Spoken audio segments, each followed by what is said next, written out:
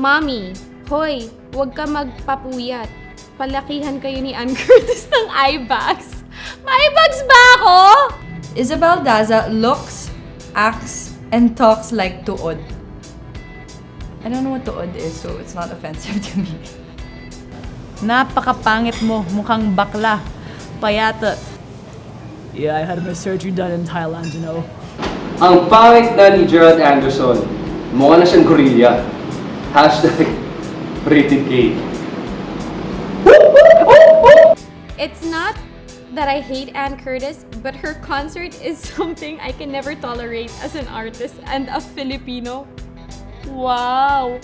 Wala kayong pakialam kung gusto kong mag-concert at magka-album. Wala kayong pakialam. Ang tsaka ng The Possessed, Niemas. Mukhang timang si Solan Yusuf. Sorry, I don't speak Tagalog. Ano ba yung timang? Oops. I think Belle Daza slept walk her way through showbiz. Wake up. I think you're baroque. It's sleepwalked. Tama ba yun? Kadiri yung kilikili ni Gerald Anderson, flash flood. Hashtag GGB. Problema ko ba sa kilikili ko?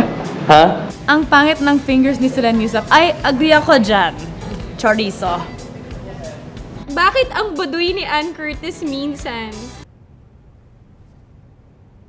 Ewan ko.